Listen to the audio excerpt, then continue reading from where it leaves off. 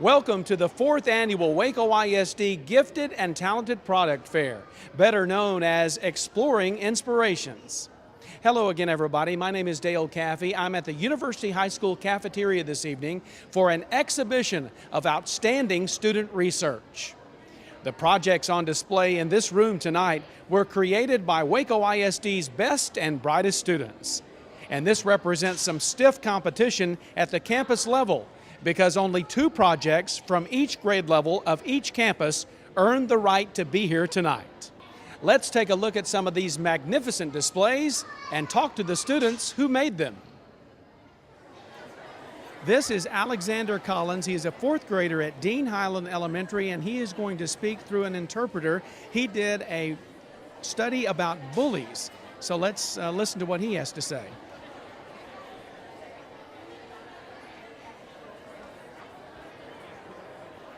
This is my project about bullying. I really want people to understand that they cannot hurt other people's feelings. It really hurts them. And so you can tell the principal, you can tell the teacher. If someone is bullying you, you can also just tell them to stop bullying you. Use your big voice. If you need help, you can ask other people or friends to help you. We don't want people to feel sad or depressed. Who are the good guys and the bad bullies in his display? In the worlds, those are the good guys, and the black little guys are the nixels, and they're bad. And tell me why he decided to do it with robots.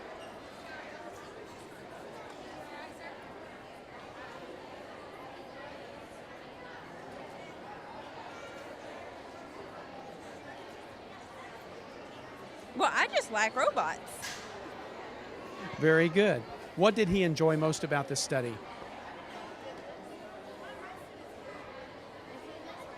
Well, I think the most thing that I really liked the most was my robots. Very good. Alexander Collins, great job. Thank you. My name is Shamar Reed, and I'll tell you how food moves through the digestive system. You bite the food with your incisors, which are the front teeth, and it goes, and then you bite, and you mash the food up with your back teeth.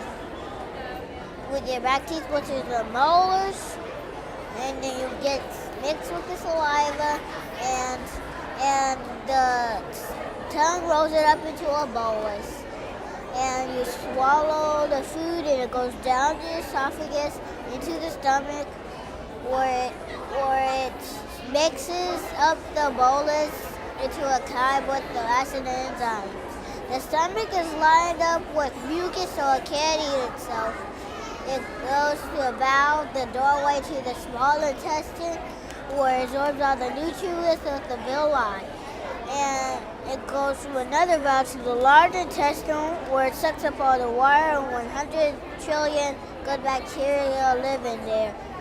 And then finally it goes to the rectum and it gets eliminated. Shamar, do you want to be a doctor someday? Yes. I really like your doctor's coat there. Tell me what you enjoyed most about this research project. Is that I can get to tell you it, because I really love telling people that. Are you having a great time at West Avenue? Yes. Very good. Shamar Reed, kindergartner at West Avenue, congratulations on a great project. Thank you. Hello, my name is Montserrat Serrano. I'm a 5th grader, and I'm from Cedar Ridge, and my project is Endangered Pandas. Tell us about your panda project. Pandas have been endangered because people have been cutting down bamboo trees, and they're not having enough space and food to live in and eat. So they have to move to places so they could live. Very good. What is it about pandas that you enjoyed studying? They're my favorite animal. Do you have a stuffed panda at home that you sleep with? Yeah. Very good. I figured you would. Tell us a little bit about the sticks here on the ground that you use. It look like ice cream sticks. What have you made out of those?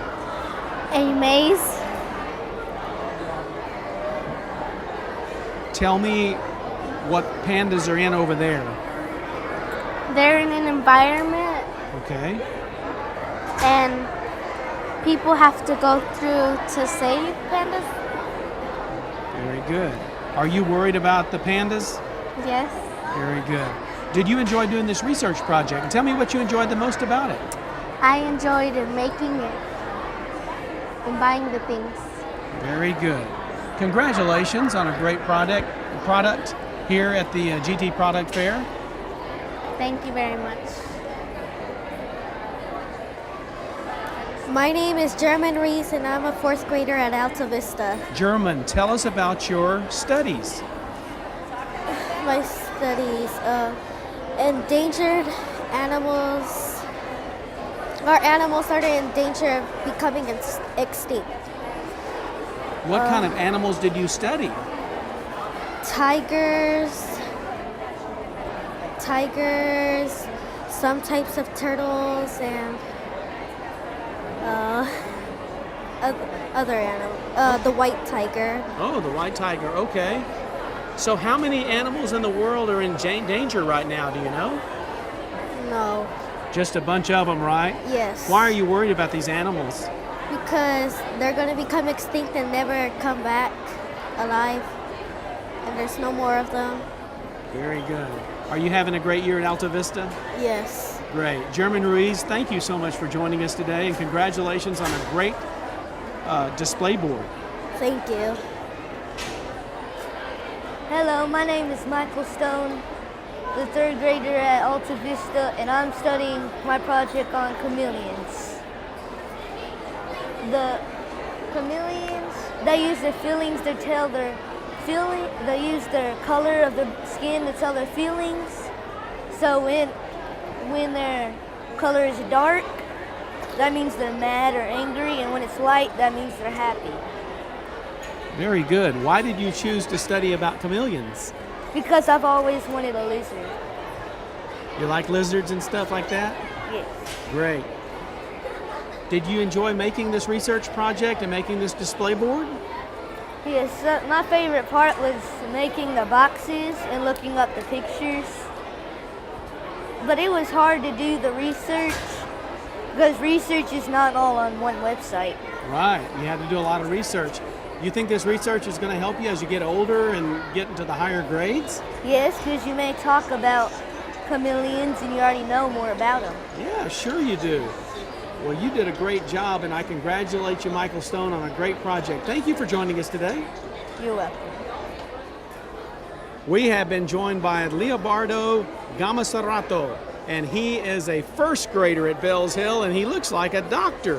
Why don't you tell me a little bit about your project? Well, I worked really hard, and I had a little help Very from good. a teacher. Very good. Well, I see back here it says Dr. L. Gama. Does that mean that you want to be a doctor, and why? A sports medicine doctor.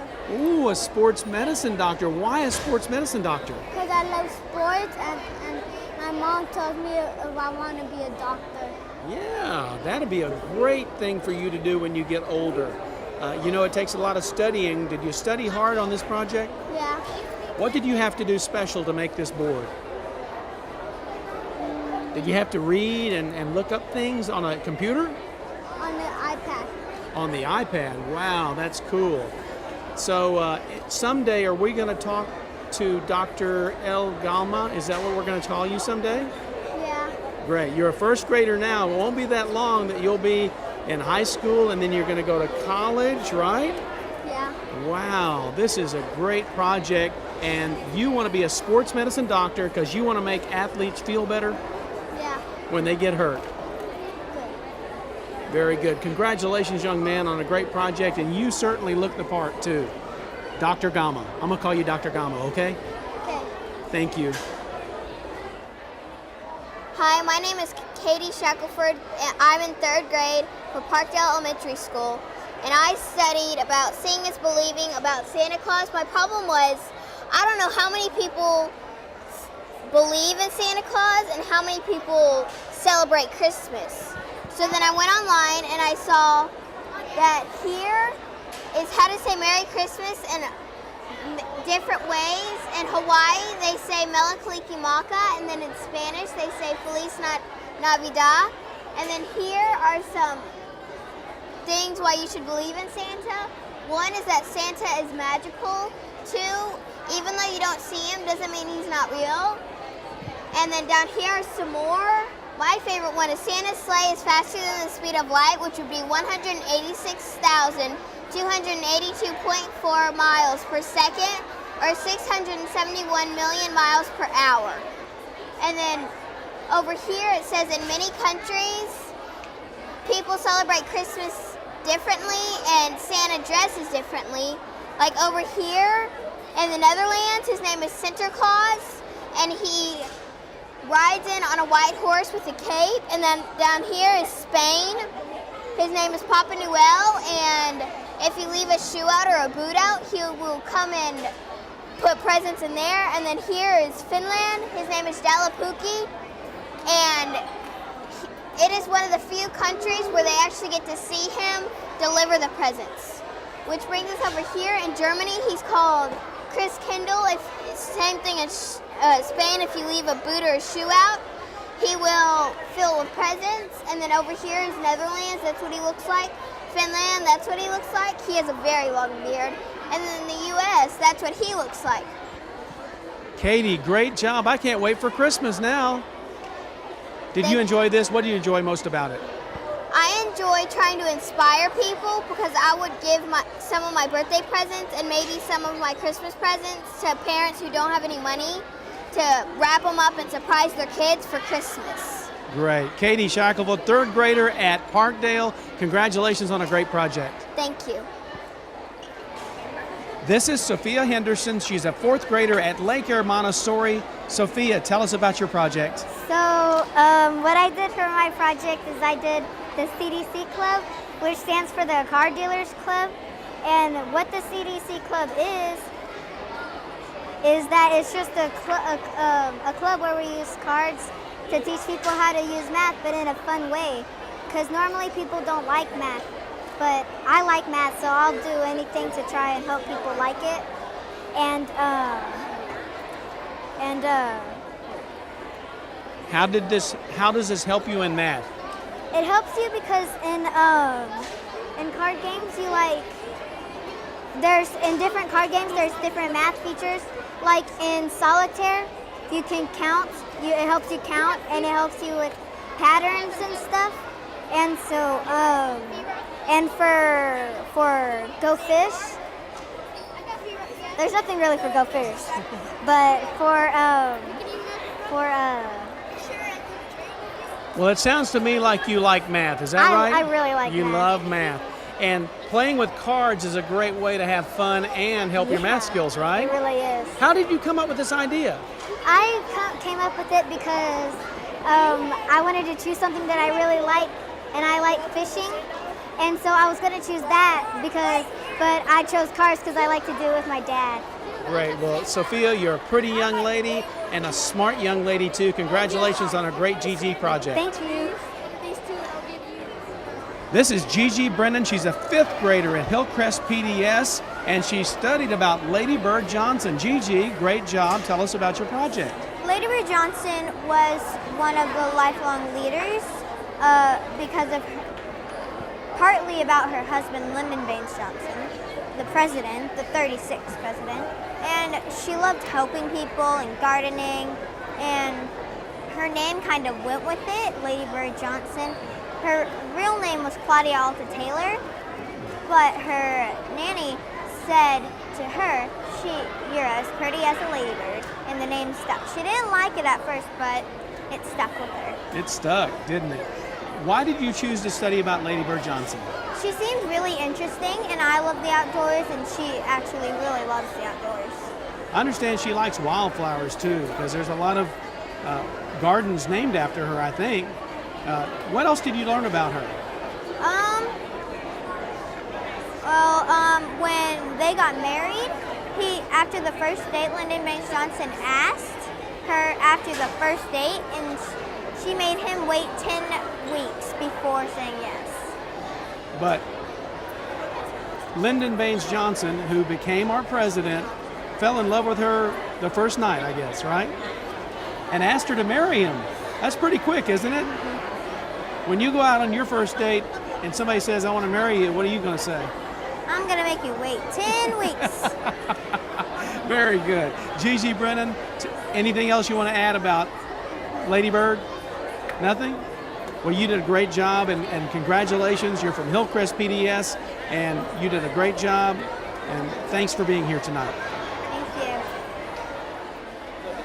you. Hi, my name is Jeremiah Daniel Marinas. I'm in 4th grade, and I'm from Providence Heights Elementary. This year I studied on the Navy. Tell us about that. And the Navy is in the military, and for it, the weird thing is we have more ships. I mean, the Army has more boats than we do, but we have more ships and aircrafts, which are planes. We have more than the Air Force, so technically we're one of the weirdest military people. And I can remember by alphabetical order: Air Force, Army, Coast Guard, Navy, Marines. and Marines. Yeah. What made you study the Navy this year? It's part of my life because my cousin, he's a part of the Navy, and last year I basically did on my other cousin, which is part of the Army. So I wanted to do something new to me, and this inspires me because I love my cousin. Very good. Congratulations, Jeremiah, on a great project, and I know that you made Providence Heights very proud. Thank you. This is Stephen Uceda, and he is a 2nd grader at Parkdale Elementary. And tell us what you studied, Stephen. Well, I've been studying on all of these great things, and books are a way of keeping your mind healthy and strong. As you can see here, my objective is students will have the opportunity to purchase books while at school. I also have it says my goal, it says, why is this important right here? It says, why is it important to children? Some students do not have books at home to read, and reading daily improves their reading skills and increases vocabulary. This will keep their brains active to succeed in school and adult life. It has more right here. It has all the things we'll need. Forgot to show you the goal, I'm sorry. Nice. I would like to open a bookstore at Parkdale Elementary. In 1st grade, I went to school at Kendrick Elementary, and they have bookstore for students. Stephen, do you enjoy reading? Yes, I love it. Very good. You know, you got to read a lot to be a smart person, and I know you're a smart person. Tell me a little bit about this. This is going to be a little model of what the real bookstore will look like. As you can see, there are a few people checking out books. There's books right here. There's even a little scanner so you can check out the books. Is that like a library? Yeah, it kind of is. Okay. Kind of is. You can check out those books, but you still have to pay, of course. Yeah. I have a little magazine right here. It shows a few things, not all of it, but a few things we might get. Grand opening special by $10. All 4 of these for $10. And books for all ages. Entertain, inform, persuade. And look, if you put it backwards, persuade, entertain, persuade, inform, entertain, it spells pie. Really? So it's as easy as pie. That is so cool. There literally is books for all ages. See, look, books for all ages. Wow. So you are going to open a bookstore someday, right? Someday. Someday you're going to have a bookstore. Probably when. And I'll tell you what, next year. When you have a grand opening, I'm going to be there, okay? Stephen Uceda, thank you so much for joining us today, and thank you for this project and for representing Parkdale. Okay. Bye. This is Daria Moore, an 8th grader at Lake Air Montessori, and she did something with eggs. Daria, tell me about your project. So I did my TPSP project on bicycle helmets. So what I have 3 different rounds of testing with 3 different situations. So I had 2 heads, a female and a male head, and I dropped them on basically their heads. So my first test was them without the helmet on. So it would have looked like this. I took it and I just dropped it like this. Okay, show us where you put the egg. I put the egg, I cut out a compartment right here, and I basically took the bag with the egg in it and stuck it in here and closed it, and then dropped it. And dropped it with the helmet on. Well, at first I dropped it without no helmet with no on. helmet. And look at those eggs. Yes, they are completely shattered. And then for my next round of testing, I did it without a non-cracked helmet, which means that it has no cracks or breaks in the helmet. And then for my 3rd round of testing, I did a round with a cracked helmet, where it's cracked in the back. And people think that that won't have an effect, but if you look at the eggs, it cracks it, which still can damage your brain. And we're getting a close-up shot now of the eggs, so let's point out that the ones at the top had no helmet, the ones in the middle had a non-cracked, good helmet, and with a cracked helmet, there was still some damage, wasn't there? Yes. So what did you learn about this? That not only to wear a helmet, will wear a good one? Yes. So even if you crash once, you still should check the helmet to make sure that there are no cracks or fissures. Even if there's a slight one, that still can, because whenever you fall, the foam, the polyester foam, it compresses together, which causes it to protect your head. And then whenever it de-expands, it causes it to crack. So even if it's just a slight fall, you need to check just in case. Very good. Daria Moore, great project. Thank you for being here tonight. Congratulations. Thank you. This is Whitney Stanford. She's a 4th grader at Crestview. And tell us about your project, Whitney. Well, my project's about child hunger. I wanted to see if there's a way to stop it. I did a little research and I found out that most kids, 99% of them, have no food and that they need a lot of it. So I had an idea to have the school send 10 cans of foods all around the world for one child. Really? What is it about child hunger that concerns you? Well, it concerns me that kids are dying of it, and that needs to really stop. Have you ever heard of Pack of Hope? Yes, I have. Yeah, Pack of Hope is a local organization trying to help kids too, right? Tell me what else you enjoyed about this study. I enjoy learning about it because it's very important. Because most are dying and every few are staying alive. Most people will give them to adoption because they're dying. Whitney, you did such a great job. Has it been a good year for you at Crestview? Yeah, it has. What's your favorite subject in school? My favorite subject would have to be math. Math, great. Well, you're a 4th grader now. You're going to be a big 5th grader next year. Congratulations on a great project. And congratulations on being such a great GT student. Thank you. Hi, my name is Luis Gonzalez and I am a 3rd grader and I go to Parkdale. Today, I'm doing my project over recycling, how it helps the world. So my problem is that people, they don't recycle, not many people recycle that much. So that's why I made an A+ trash can for people to recycle. Every time someone throws away 2 full trash bags, they'll be rewarded with a prize. Like candy, pins, trophies, and lots of other stuff. So, wait. Show us some of the things on your display. Okay. So what I did is I got facts like these. So like these. Yeah, let me tell you the facts. Okay. That there is 350 billion plastic in the sea right now. Wow, that's a lot of plastic. That's terrible. And if we recycle run of the Sunday New York Times, we can save about 75,000 trees. Wow, that's great. That's an interesting fact. Tell me a little bit about the diaper over there. You have a diaper. This stuff is for decomposing. Decomposing means when you put something under the ground, how long it can stay there till it disappears. A disposable diaper will take 550 years to decompose under the ground. 550 years for that disposable diaper to decay, right? Yes. Wow, that's a long time, isn't it?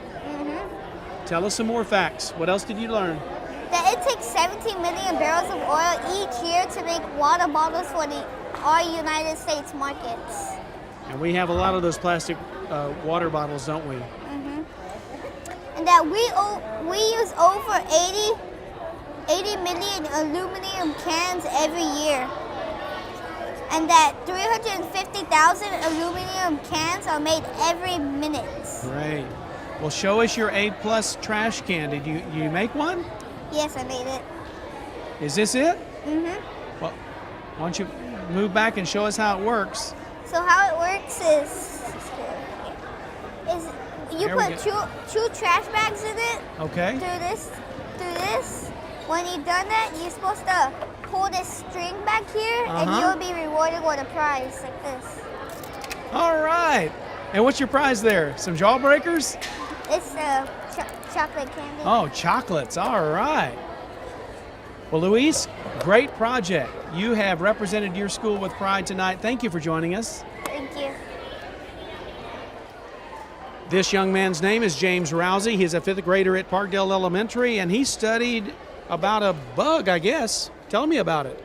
The emerald ash borer is a beetle that was originally brought by China on it was on a shipment move of ash tree firewood, and it originally started at this state right here in the center, and it was spreading down to these 3 states, and then it just kind of went random and spread it out. So the way it kills the tree is that it will lay its eggs originally in the outer bark. Okay, right you here. have a 3D example here. And when the egg hatches, it will go to the inner bark, and it will chew S-shaped galleries. The S-shaped galleries will eventually cut off the flow of water from the roots, eventually killing the adult ash tree in about 5 years tops. But if it was a sapling that got infected, it will be only a few months. And James, does it only affect ash trees? Is that its favorite trees, or does it damage other trees as well? Actually, it got caught feasting on an oak tree too. Wow.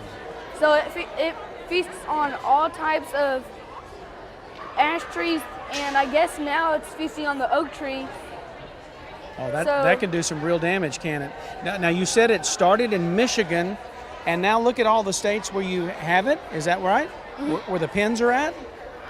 I don't see a pin in Texas yet, but I see one right next door in Arkansas and Louisiana. So are we next, maybe?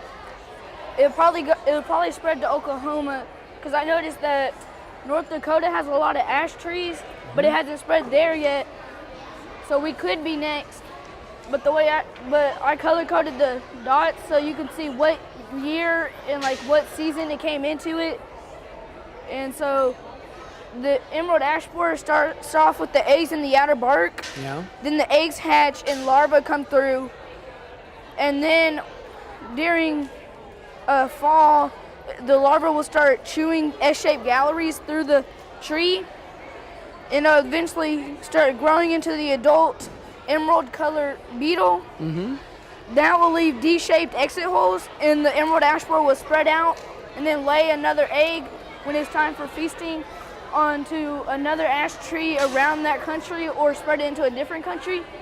A saying was made called "burn it where you buy it." It's saying that if you buy ash tree firewood in any infected state, burn it in that state instead of bringing the ash tree home with you. So if you buy ash wood in Kansas, don't bring it to Texas, because that can spread the EAB infection even worse than it already is. James, I am impressed. You studied a lot and you learned a lot about the emerald ash borer. Congratulations, you have represented Parkdale with honor tonight. Thank you so much, sir. This is Sophie Moore. She's a 6th grader at Lake Air Montessori. And Sophie, tell me all about, you got some Barbie doll looking things here. Tell me about this. Well, I did the original fairy tales, and a way to show what they were basically, well, who they were and what they were basically. I used my Barbie dolls. I used Rapunzel doll for Rapunzel. I used one of my friend's fairy dolls as Sleeping Beauty, and her original story is actually quite interesting. It's not like what the Disney ones we know. There's Beauty and the Beast, and the Red Shoes, and the Little Match Girl. And most people don't know who the Red Shoes are or the Little Match Girl. And they're two of my favorite fairy tales. Now, you did something on the original fairy tales. That tells me that fairy tales nowadays might not be the same as they were a long time ago. Yes, everyone knows the Disney fairy tales, and it always starts with once upon a time and ends with they lived happily ever after. But one of our favorite stories, The Little Mermaid, it actually doesn't end in a happily ever after. She doesn't get her happy ending. Oh, basically. no happy ending there, huh? Yeah. Now, you also did a survey with this research. Tell me about your survey. Well, one way to figure out who knows what fairy tales, like the original ones, I conducted a survey using my teachers and kids in my class. And so my first question was, have you ever heard or read a fairy tale? And everyone answered yes. Question 2 was, have you heard the original one? Right. And that one, most people have heard them. Do you know that Disney changed the fairy tales? Half and half. Right. And question? I have more than one question. I think that was, would you like the fairy tales to be changed in any way? And then your very last response was, not many people knew it, right? Do you want Disney to make a short film a short film about the original fairy tales? And they said, no. No. No. So they're happy with the modern versions? Yes. Have you had a good year at Lake Air? Yes. Very good. What did you enjoy most about this study and this product? I think was making the website. I love making websites, so that was the best part. Good. Sophie, great job. Thank you for joining us tonight. Thank you. This is Willow Cunningham. She's a 3rd grader from Hillcrest PDS, and she's going to tell us about eye cancer. Willow, take it away. Okay, my project is about retinoblastoma, which retinoblastoma is when the retina in your eye, it's red, and so whenever you take a picture with a flash, it'll bounce back and it'll be red in your eye, like a kind of normal picture, just kind of red. But whenever you have retinoblastoma, a white tumor will grow on the retina, and it'll look a little like this, if you can get that. And it'll bounce back. The white, since it's white, it'll bounce back white, and so it'll have white in your eye right there instead of red. And it's not a deadly disease. You can't kill you, but you do have to have your eye removed if you don't learn about it in the first few days you're alive and you're diagnosed when you're born, then you can't cure it really. Then you have to have your right eye, an eye removed. Now, how does it affect your vision at first without it being removed? Your vision, I think it kind of makes it a little blurry, like if you just needed glasses and things. But then once it gets into later stages where it's like, this is probably an early stage of the white eye where it's not totally just white, but this right here is probably a really later stage, and so your vision will probably just be really bad and you can't really see it. Is there any cure or treatment for it? There is, but in order to do, they used to shine a kind of laser into your eye, but I don't know if they do that anymore. And anyway, you can't take the cure unless you have figured about it early, as I've said. And so this is an app to help you for that, to figure out when you're first born, whenever you first open your eyes, to figure out if you have retinoblastoma or not. And so you can shine it in your eye, it'll have a flash, and it'll tell you if you have retinoblastoma, because you'll have the white pupil.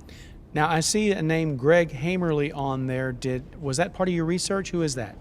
He actually helped make the app, and Noah's dad, the boy who got diagnosed with it, Noah's dad, Brian Shaw, helped Greg Hamerly make the app for him.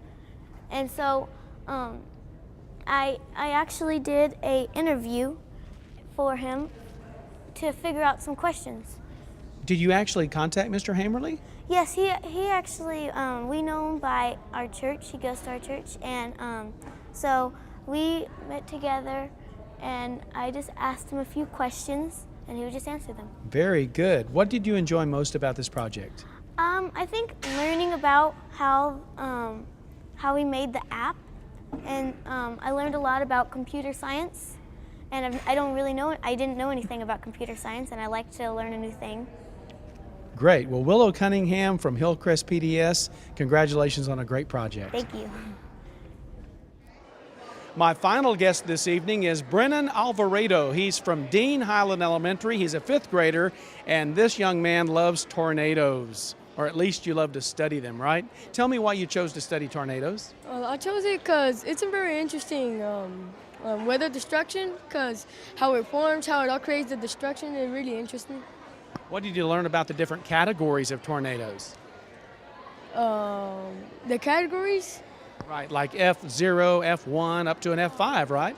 The F0 is basically like one of the least of tornadoes that can cause a destruction, but it's still really powerful.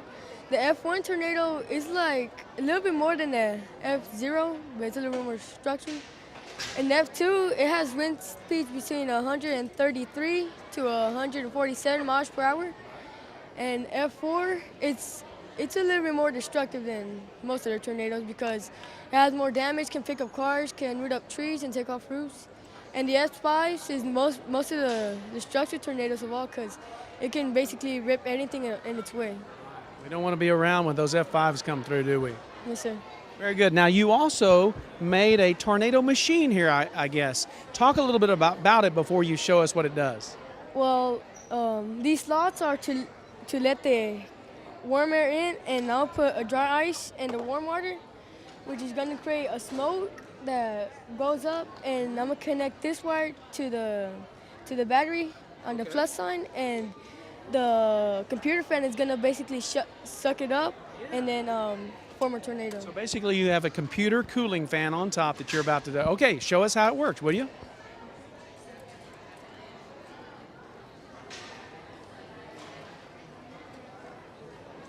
Oh, here comes the dry ice. Oh, yes, it's starting to smoke. Okay. Put that in there. Close the hatch.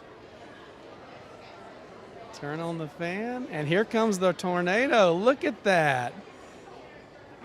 You can really see it here from the side, too.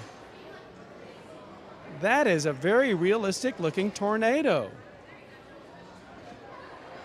Brennan, what an outstanding research project. I know that you enjoyed studying tornadoes. Did you have a lot of fun? Yes, I really did. Very good, very good. Well, you're a 5th grader now. You're going to be a 6th grader next year. And we wish you all the luck as you continue to be a Waco ISD GT student. Thank you. Okay, once again, this is Brendan Alvarado from Dean Highland. It's been a pleasure bringing you all of these students from Exploring Inspirations, the GT Product Fair here at Waco ISD. Students who are learners today, leaders tomorrow.